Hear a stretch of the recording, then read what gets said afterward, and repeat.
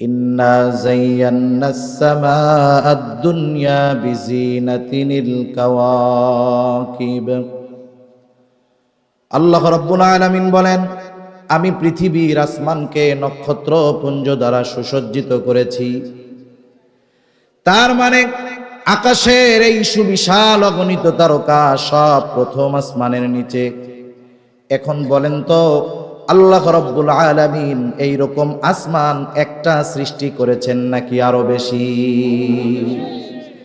আল্লাহ রাব্বুল আলামিন কোরআনুল কারীমের মধ্যে বলেন, আল্লাযী খালাকা সাবআ সামাওয়াতিন তিবাকা। আল্লাহ রাব্বুল আলামিন বলেন, আমি আসমানকে 7 স্তর বিশিষ্ট সৃষ্টি করেছি। শুধু তাই না, প্রথম আসমান এটা হলো ছোট, এর চাইতে দ্বিতীয়টা আরো বড়, তারপরেরটা আরো বড়, সপ্তমটা সবচাইতে বড়। তাহলে বিজ্ঞান একটা সময় এই কথাগুলো যখন উলামায়ে কেরাম বলতেন যে আল্লাহ তাআলা তার বান্দাদেরকে সবচাইতে ছোট জান্নাত যাকে দিবেন তাকে দিবেন কমপক্ষে দুনিয়ার 10 গুণ। কিন্তু বিজ্ঞানের উৎকর্ষতার ফলে এই কথার সুস্পষ্ট প্রমাণ আমাদের সামনে চলে আসে। আল্লাহ তাআলা যদি চান তার কোন গোলামকে দুনিয়ার 10 গুণ পরিমাণ নয়, যদি 10,000 গুণ পরিমাণ এক একটা জান্নাতও দেয়, 6 আকাশের কথা বাদ দেন, এই প্রথম আসমানের নিচের জায়গাটা শেষ হবে না। তাহলে আল্লাহ রাব্বুল আলামিন যদি চান বোরাকের গতি একেবারে দৃষ্টিসীমার শেষ পর্যন্ত প্রতি পদক্ষেপে বোরাক পৌঁছে যাওয়া সম্ভব কি সম্ভব নয়? জোরে বলেন, আরো জোরে বলেন, সম্ভব কি সম্ভব নয়? হুজুর চলে আসছে মনে হয়, তাই না? আমরা একটা তাকবীর দেই, নারায়ে তাকবীর। আরো জোরে, নারায়ে তাকবীর।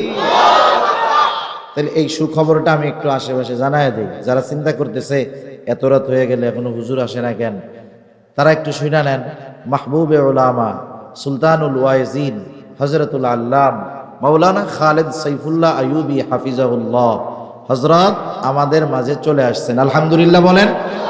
সুতরাং আপনারা যারা এখনো হযরতের মোবারক নুরানি চেহারা দেখার আশায় আছেন, তাড়াতাড়ি জরুরত সেরে কাজ সেরে যথাদ্রুত সম্ভব হাদিসের ভাষায় এই জান্নাতের বাগানে চলে আসেন।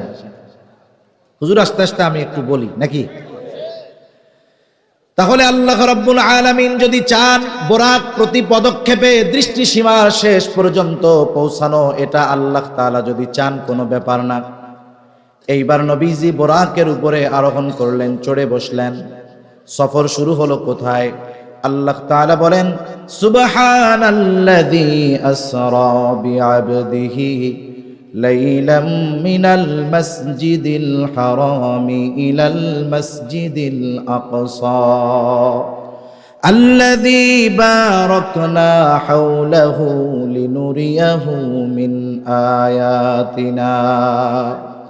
পূত পবিত্র মহিমান্বিত তিনি, যিনি তার বান্দাকে রাত্রকালীন ভ্রমণ করিয়েছেন, রাতের কিছু অংশে রাত্রকালীন ভ্রমণ করিয়েছেন মসজিদুল হারাম থেকে মসজিদুল আকসা পর্যন্ত।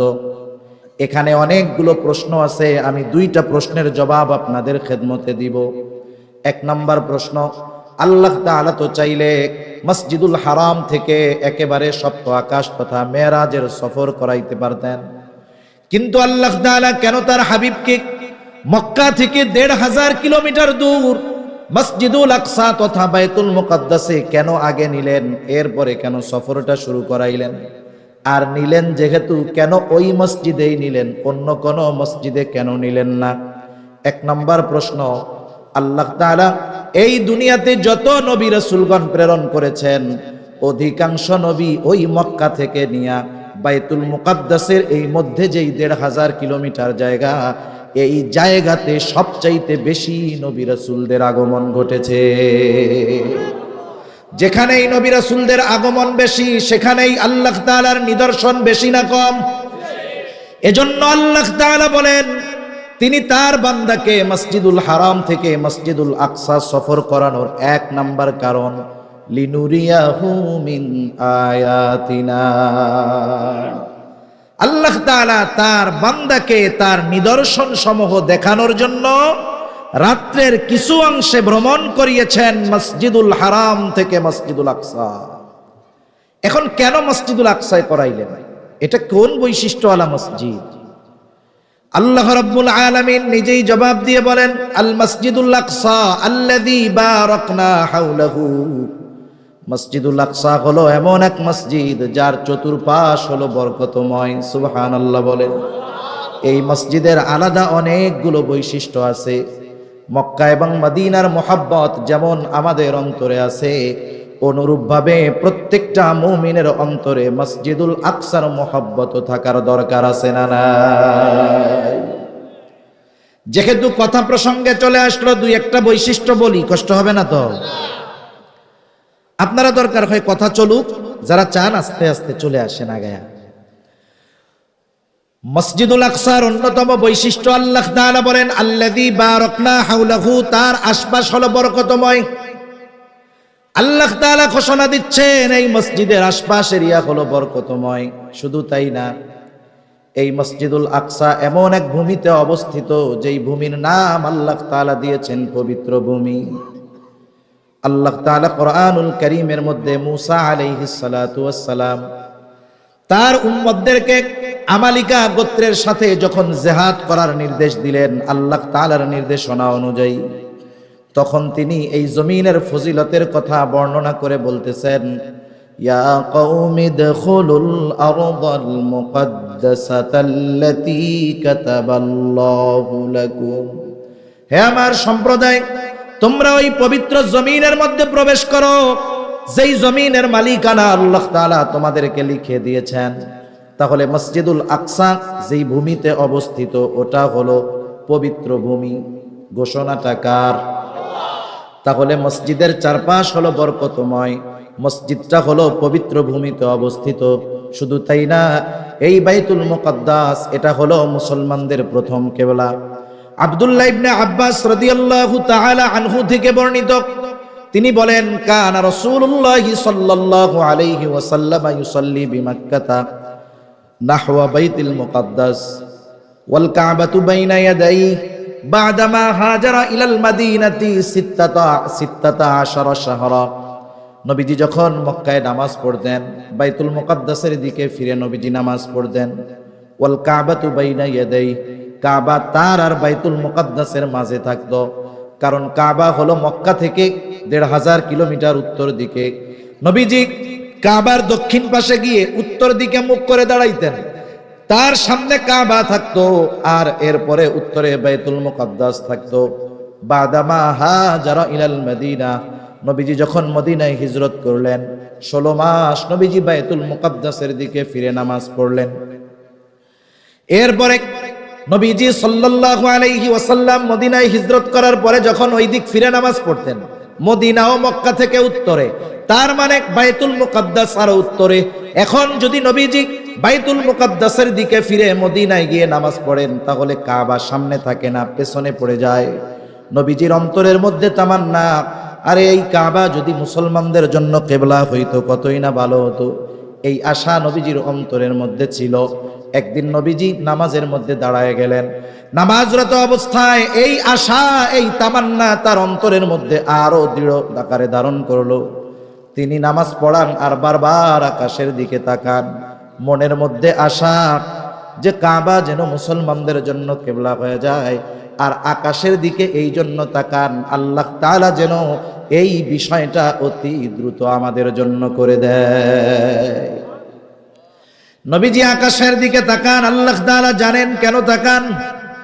আল্লাহ তাআলা বলেন, কদ নারা তাকাল্লুবা ওয়াজহিকা ফিস সামা ফালানুওয়াল্লিয়ান্নাকা কিবলাতান তারদাহা ফাওয়াল্লি ওয়াজহাকা শাতরাল মাসজিদিল হারাম। আল্লাহ তাআলা বলেন, আপনি কেন বারবার আকাশের দিকে তাকান? আমি তো দেখি, কেন তাকান তাও জানি। আল্লাহ তাআলা বলেন, ফালান ওয়াল্লিয়াতি, উনি লিখতেছেন, মুসান্নিফ লিখতেছেন যে এখানে বলা হয় যে ওই নবীজি সব নবীর উপস্থিতিতে 2 রাকাত নামাজ পড়ছেন, এরপরে মেরাজের সফর শুরু হয়েছে। উনি বলেন আসলে তো বিষয়টা এরকম হয় না। কেন হয় না আমি একটু পরে বলি। নবীজি 2 রাকাত নামাজ পড়ছেন, এখন সফর শুরু হবে মেরাজের। মেরাজ অর্থ সিঁড়ি। আল্লাহ তাআলা বিশেষ সিঁড়ি দিয়ে আমার আপনার নবীকে এইবার সপ্ত আকাশের সফর শুরু করাইলেন। হুজুর কতক্ষণে আসবে?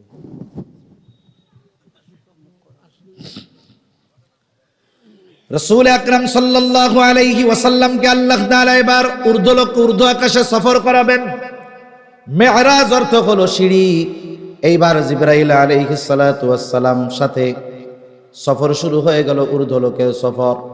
একেবারে প্রথম আসমানের দরজায় পৌঁছায় গেলেন মুহূর্তের ভিতরে। আওয়াজ করা হলো, কে? বলে আমি জিবরিল। সাথে কে? বলে মুহাম্মাদুর রাসূলুল্লাহ। ওনাকে কি নিয়ে যাওয়ার জন্য বলা হয়েছে নাকি? বলে হ্যাঁ।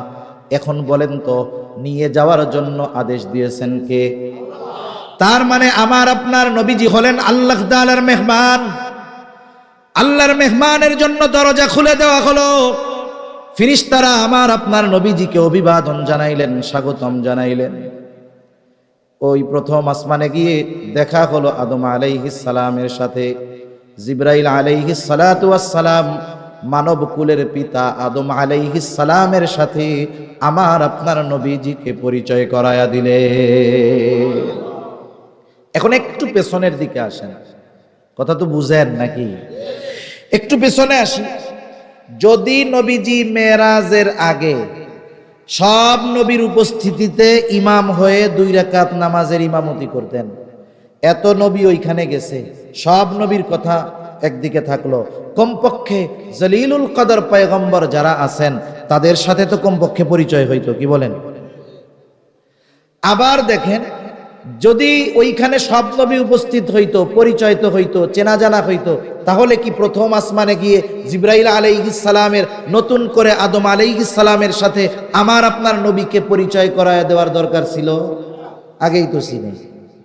এজন্য ইবনে কাসির রাহমাতুল্লাহি আলাইহি বলেন যে নবীজি সকল নবীর উপস্থিতিতে ইমামতি করেছেন ফেরার সময়। এরপরে নবীজি আদম আলাইহিস সালাম দোয়া করলেন, ছুটে চললেন দ্বিতীয় আসমানের দিকে। মুহূর্তের ভিতরে পৌঁছায় গেলেন দ্বিতীয় আসমানের দরজায়। আগের মতো কথোপকথন হলো, দরজা খুলে দেওয়া হলো। ফেরেশতারা আমার আপনার নবীজিকে অভিবাদন জানাইলেন, সালাম জানাইলেন, স্বাগতম জানাইলেন। দ্বিতীয় আসমানে দেখা হলো ঈসা ইয়াহইয়া আলাইহিমাস সালামের সাথে। এনারা দুইজন হলেন পরস্পর খালাতো ভাই। দুইজনের সাথে পরিচয় হলো, কথাবার্তা হলো, দোয়া করলেন। আবার নবীজি ছুটে চললেন তৃতীয় আসমানের দিকে। তৃতীয় আসমানের দরজায় পৌঁছাইলেন। আবার ওই রকম কথোপকথনের পর দরজা খুলে দেওয়া হলো। নবীজিকে ফেরেশতারা অভিবাদন জানাইলো, স্বাগতম জানাইলো, সালাম জানাইলো। তৃতীয় আসমানে নবীজির সাথে পরিচয় হলো ইউসুফ আলাইহিস সালামের সাথে। কথা হলো, নবীজির জন্য তিনিও দোয়া করলেন। আল্লাহ তাআলার নবী ইউসুফ আলাইহিস সালামের সৌন্দর্য বর্ণনা করতে গিয়ে বলেন, আল্লাহ তাআলা ইউসুফ আলাইহিস সালাতু ওয়াস সালামকে গোটা দুনিয়ার অর্ধেক সৌন্দর্য দিয়ে সৃষ্টি করেছে। এত সৌন্দর্য আল্লাহ তাআলা ওনাকে দিয়েছেন। এরপরে ওখান থেকে চললেন চতুর্থ আসমান। দরজায় পৌঁছানোর পরে আগের মতো কথোপকথনের পর দরজা খুলে দেওয়া হলো। ফেরেশতারা সালাম জানাইলো, অভিবাদন জানাইলো। চতুর্থ আসমানে সাক্ষাৎ হলো ইদ্রিস আলাইহিস সালামের সাথে। পরিচয় হলো, কথাবার্তা হলো, তিনিও দোয়া করলেন। এইবার ছুটে চললেন পঞ্চম আসমানের দিকে। ওই রকম কথাবার্তার পরে ফেরেশতারা দরজা খুলে আমার আপনার নবীজিকে অভিবাদন জানাইলো, স্বাগতম জানাইলো। পঞ্চম আসমানে পরিচয় হলো, সাক্ষাৎ হলো হারুন আলাইহিস সালামের সাথে। হারুন আলাইহিস সালাতু ওয়াস সালাম আমার আপনার নবীর জন্য দোয়া করলেন। সফর শুরু হইল ষষ্ঠ আকাশের দিকে। ওই রকম ফেরেশতাদের জিজ্ঞাসাবাদ, কথোপকথনের পর দরজা খুলে দেওয়া হলো। ষষ্ঠ আসমানে সাক্ষাৎ হলো মূসা আলাইহিস সালামের সাথে। তিনিও দোয়া করলেন। নবীজি এবার চললেন সপ্ত আকাশের দিকে। সপ্ত আকাশের দরজায় ওই রকম কথাবার্তার পরে আবার দরজা খুলে দেওয়া হলো। ফেরেশতারা নবীজিকে অভিবাদন জানাইলো। সপ্ত আকাশে বাইতুল মামুর, দুনিয়ায় বাইতুল্লাহ বরাবর একেবারে সপ্ত আকাশের পরে একটা ঘর, মসজিদ, ওইটার নাম হলো বাইতুল মামুর। ফেরেশতাদের সংখ্যা কত? নবীজিরে জিজ্ঞাসা করা হয়েছে। নবীজি বলেন সপ্ত আকাশে এরকম একটা মসজিদ আছে, এই ঘরে যেমন তাওয়াফ হয় ওটা ফিরিস্তারা তেমন তাওয়াফ করে, দৈনিক 70,000 ফিরিস্তা ওইখানে ইবাদত বন্দেগী করে তাওয়াফ করে। যেই 70,000 একবার ঢুকে ইবাদত বন্দেগী করে বের হয়, ওই 70,000 কিয়ামতের আগ পর্যন্ত দ্বিতীয়বার প্রবেশ করার সুযোগ পাবে না। তাহলে আল্লাহ তাআলার সৈন্যবাহিনী ফিরিস্তাদের সংখ্যা কত এটা দুনিয়ার কেউ জানে না, জানে কে? ওই বাইতুল মামুরের দেয়ালে হেলান দিয়ে বসা ছিলেন মুসলিম মিল্লাতের পিতা ইব্রাহিম আলাইহিস সালাম। ইব্রাহিম আলাইহিস সালাতু ওয়াস সালামের সাথে কথোপকথন হলো, নবীজিকে তিনিও দোয়া করলেন। এরপরে আবার সফর শুরু হলো। পৌঁছায় গেলেন কোথায়? বলে ইনদা সিদরাতিল মুনতাহা ইনদাহা জান্নাতুল মাওয়া। একেবারে সিদরাতুল মুনতাহায় পৌঁছায় গেছে, যার কাছেই জান্নাতুল মাওয়া। সিদরাতুন বড়ই গাছ, মুনতাহা এটা হলো বর্ডার, সীমান্ত, তথা সীমান্তের বড়ই গাছের কাছে। নবীজি ওই বড়ই গাছের বর্ণনা দিয়ে বলেন, ওই বড়ই গাছের এক একটা পাতা হলো হাতির কানের মতো, এবং এক একটা বড়ই হলো হাজারের মটকার মতো। আমাদের অঞ্চলে বলে কুলার মতো, ডেগের মতো, বিশাল এক একটা বড়ই। জিবরাইল আলাইহিস সালাতু ওয়াস সালাম বলতেছে, আপনার সাথে আমার সফর এই পর্যন্ত শেষ, বাকি সফর আপনি একা করবেন, আর আপনি আসা পর্যন্ত আমি আপনার জন্য এই জায়গায় অপেক্ষায় থাকব। এই জায়গায় আমার আপনার নবী জিবরাইল আলাইহিস সালাতু ওয়াস সালামকে তার সশরীরে দ্বিতীয়বার দেখছে, দ্বিতীয়বার দেখেছে, একেবারে উভয়ে নিকটবর্তী হয়ে গেছে। নবীজি বলেন জিবরাইল আলাইহিস সালামের 600 পাখনা আছে। কয়শো পাখনা? 600 পাখনা আছে। এই মেরাজের ঘটনা কত সুন্দর সুন্দর সাজায় মানুষে কয়, কত মজা লাগে শুনতে। এই জায়গায় যখন কয় খুব সুন্দর একটা কথা কয়, আমি একটু কই আপনাদের। এখন জিবরাইল তো বলতেছে, জিবরাইল আলাইহিস সালাম, যে আমি এরপরে আর যাইতে পারবো না, আমার অনুমতি নাই, আপনি যাবেন। এখন কানে হাত দিয়া টান দিয়া কয়, জিবরাইল বলে হুজুর এইখান থেকে এক কদম সামনে যাওয়ার আর আমার অনুমতি নাই। নবীজি জিজ্ঞাসা করে, জিবরাইল এত পথ আমার সাথে আসলা, এখন কেন তুমি যাবা না? জিবরাইল ডাক দিয়ে বলে, হুজুর আল্লাহ তাআলা আমাকে যাওয়ার অনুমতি দেন নাই, যদি আল্লাহর অনুমতি ছাড়া এখান থেকে আমি এক কদম সামনে যাই, আমার 600 নূরের পাখনা মুহূর্তের ভিতরে পুড়ে ছাই হয়ে যাবি। সুবহানাল্লাহ তো কইয়া দিলেন। এরকম সকলে কয়, কিন্তু এটা তো বানোয়াট কথা। মজা লাগে না শুনতে? এরকম কানে টান দিলে কিন্তু খুব মজা। আমরাও বুঝি, এটা আমরাও বুঝি যে এরকম কানে হাত দিয়ে চোখ বুঝা যদি টান দেয়, তাইলে মানুষের ওই যে বললাম না মজা লাগে, কিন্তু উপকার কম হয়। ঠিক কিনা বলে? নবীজির সফর এবার শুরু হলো ওখান থেকে একাকী। আমি লম্বা কথা সারসংক্ষেপ করে বলতেছি আর কি। বিশেষ ব্যবস্থাপনায় আমার আপনার নবীকে আল্লাহ তাআলা তার নিকটে নিয়ে গেলেন। রাসূল আকরাম সাল্লাল্লাহু আলাইহি ওয়াসাল্লামের সাথে আমার আপনার রবের সাথে কথোপকথন হলো, কথাবার্তা হলো। মেহমান যখন ফিরে আসে তখন মেজবান মেহমানের জন্য হাদিয়া দেয়। হাদিয়া আল্লাহ তাআলাও এই উম্মতের জন্য হাদিয়া দিলেন। 1 নাম্বার সূরা বাকারার শেষ কয়েকটা আয়াত। 2 নাম্বার এই ঘোষণাও দিয়ে দিলেন যে আপনার উম্মত যদি শিরিক থেকে বেঁচে থাকে, সে যত বড় পাপ করুক না কেন, আমি আল্লাহ যদি তওবা করে, আমি আল্লাহ তাকে ক্ষমা করে দিব। এই ঘোষণা আল্লাহ তাআলার। আল্লাহ তাআলা বলেন, ইন্নাল্লাহা লা ইয়াগফিরু আন ইউশরাকা বিহি ওয়া ইয়াগফিরু মা দুনা যালিকা লিমান ইয়াশা। শিরকের গুনাহ আল্লাহ ক্ষমা করবে না, ওইটা ছাড়া যে গুনাহই করুক না কেন আল্লাহ তাআলা বলেন মাফ করে দিবেন। 3 নাম্বার পুরস্কার 50 ওয়াক্ত নামাজ। কয় ওয়াক্ত নামাজ? আল্লাহ তাআলার দেওয়া হাদিয়া নিয়ে নবীজি ফিরে আসতেছেন। আসার সময় তো সব নবীর সাথে আবার পুনরায় সাক্ষাৎ হয়েছে। মূসা আলাইহিস সালামের কাছে আসলেন। মূসা আলাইহিস সালাম জিজ্ঞাসা করতেছে, আল্লাহ তাআলা আপনার উম্মতের জন্য কি হাদিয়া দিয়েছে? নবীজি বললেন হাদিয়া এই দিছে আর 50 ওয়াক্ত নামাজ দিছে। মূসা আলাইহিস সালাম বলে আপনি আল্লাহ তাআলার কাছে দরখাস্ত করেন, আপনার উম্মতের জন্য সহজ করতে বলেন, আপনার উম্মত এটা পারবে না। নবীজি মূসা আলাইহিস সালামের কথার প্রেক্ষিতে আল্লাহ তাআলার কাছে উম্মতের জন্য সহজ করার দোয়া করলেন। আল্লাহ তাআলা কমায় দিলেন 5। এভাবে মূসা আলাইহিস সালামের কাছে নবীজি আসেন আর মূসা আলাইহিস সালাম বলে পারবে না, আপনি আবার বলেন। এইভাবে বলতে বলতে একেবারে 9 বারের যাতায়াতে 50 ওয়াক্ত থেকে 45 ওয়াক্ত বাদ আছে হলো 5 ওয়াক্ত। কয় ওয়াক্ত বলেন? 5 ওয়াক্ত নিয়ে নবীজি আসছেন। কয় ওয়াক্ত আছে? বলে 5 ওয়াক্ত। বলে এটাও পারবে না, আপনি আবার আল্লাহর কাছে বলেন, কারণ আপনার আগে আমি এই পৃথিবীতে মানুষের নবী ছিলাম, এটাও পারবে না। নবীজি বলেন আমার যাইতে লজ্জা লাগতেছে। অনেকে চিন্তা করবে প্রত্যেকবার গেছে 5 বার কমাইছে, এইবার গেলে তো তাইলে কাম সারাই হয়ে গেছিল, তাই না? প্রত্যেকবারে 5 বার কমাইছে, এবার যদি যাইয়া কইতো যে আল্লাহ কমাই দেন, তাইলে 5-এর কম তো আর কমাই নাই, তাইলে মোটামুটি এই 5ও যদি গায়েব হয়ে যেত তাইলে আমরা আর বেনামাজি হইতাম না।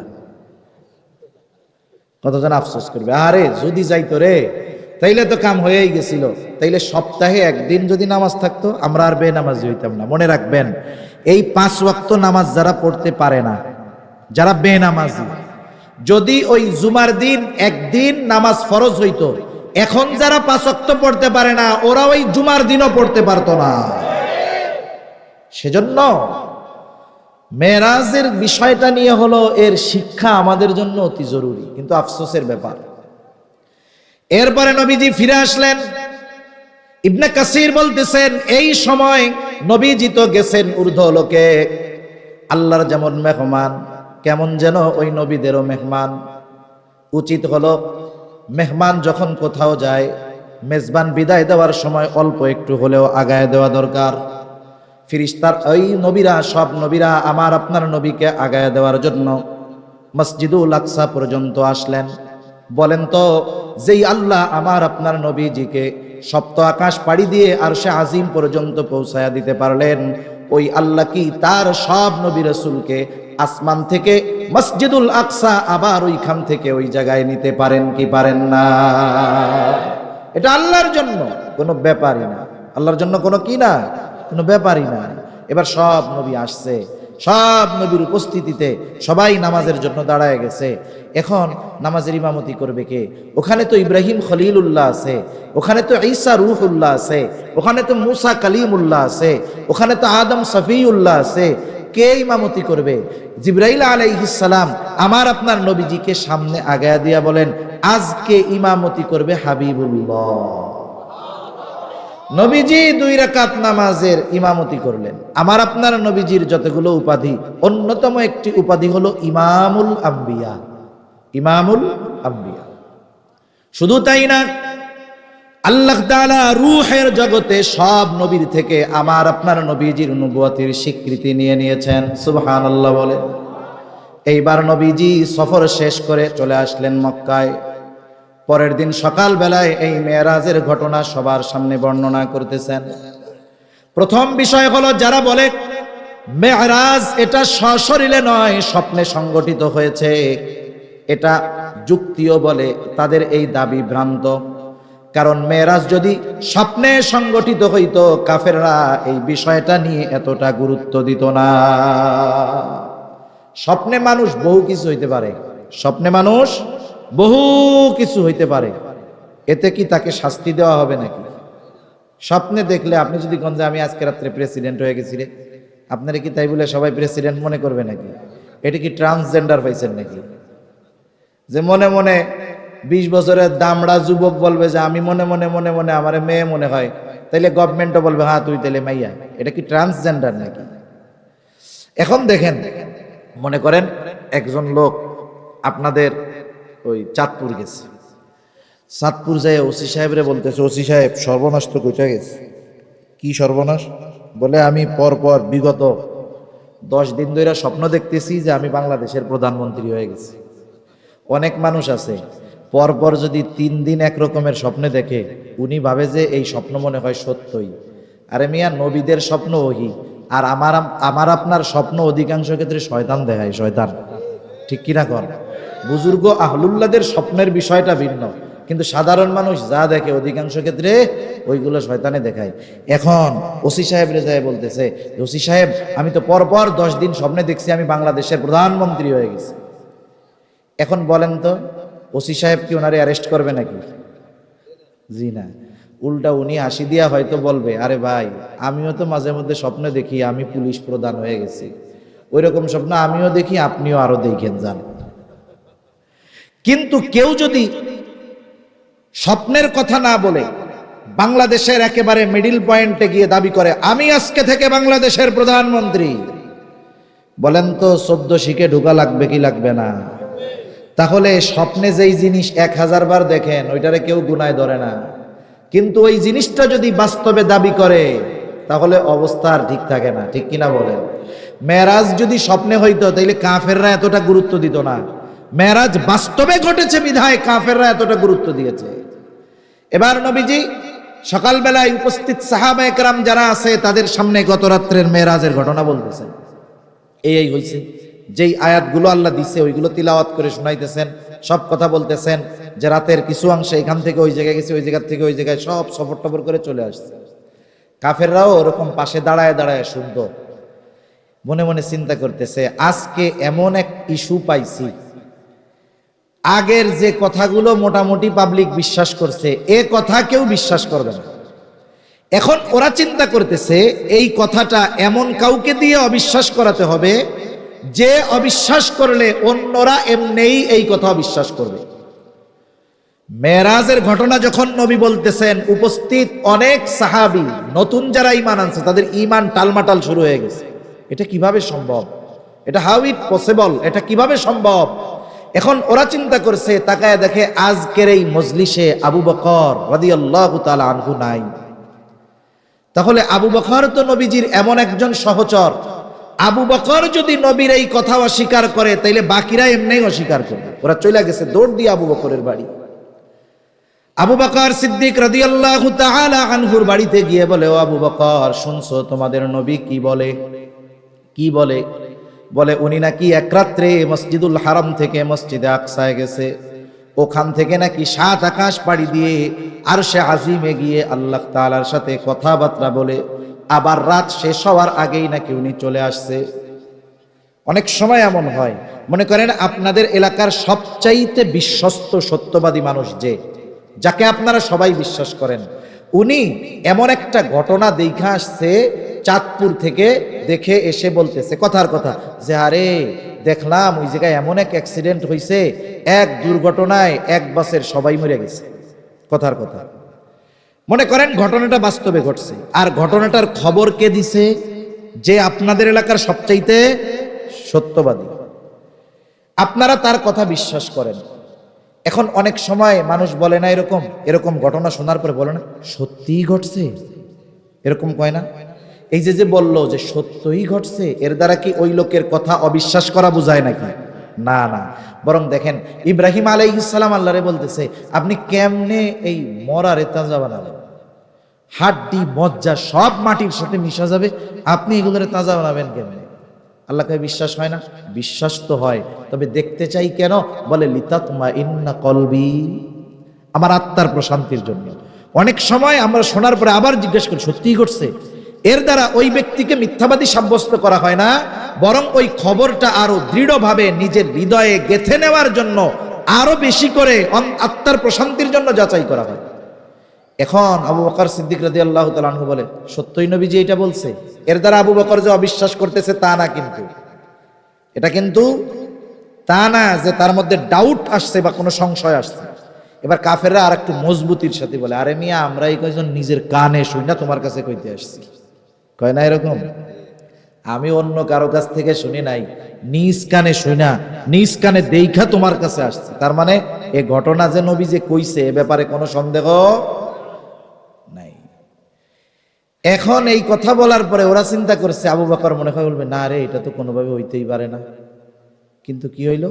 আবু বকর সিদ্দিক রাদিয়াল্লাহু তাআলা আনহু বলে নবীজি যদি বইলাই থাকে এটা যে সত্য এ ব্যাপারে কোনো সন্দেহ নাই।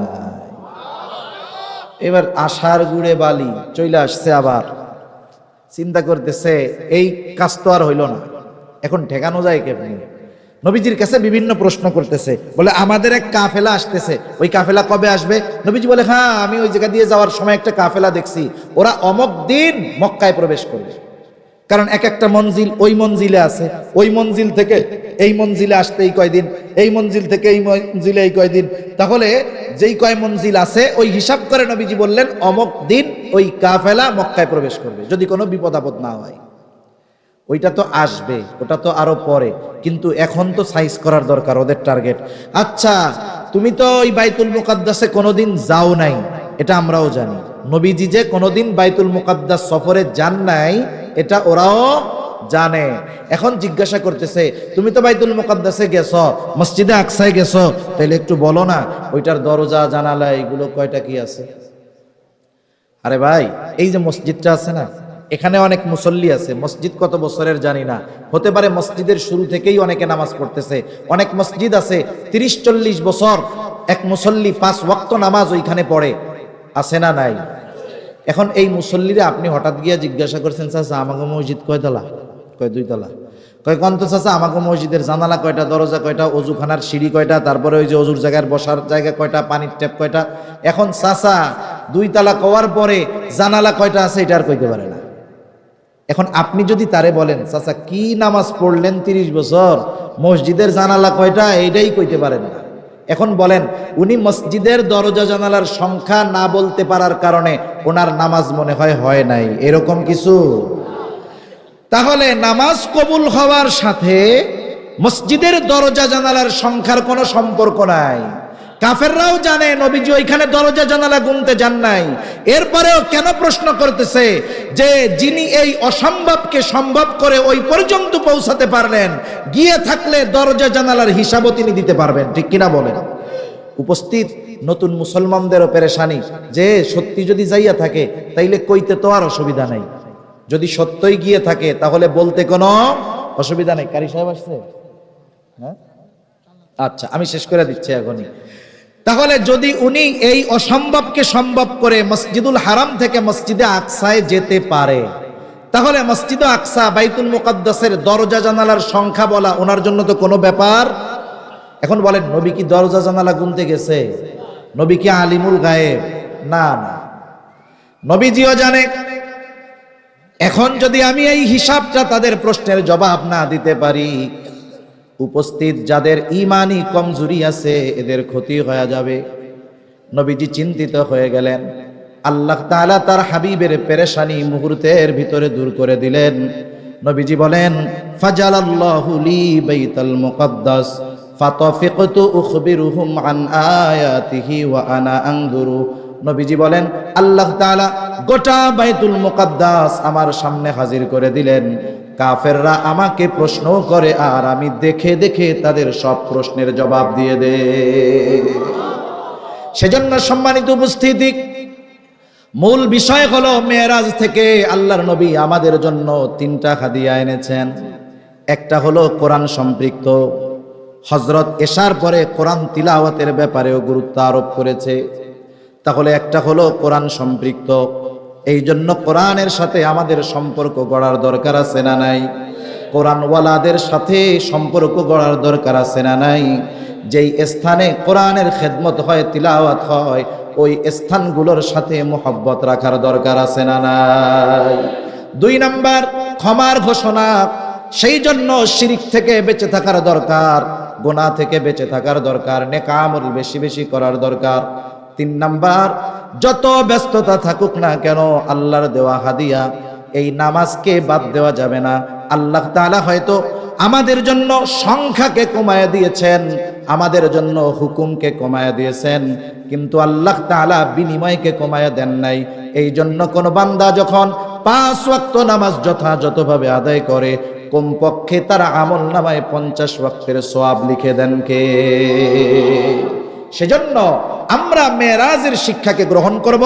সাথে সাথে রমজান মাস আসতেছে, আগের থেকেই রমজানের প্রস্তুতি নিব ইনশাআল্লাহ।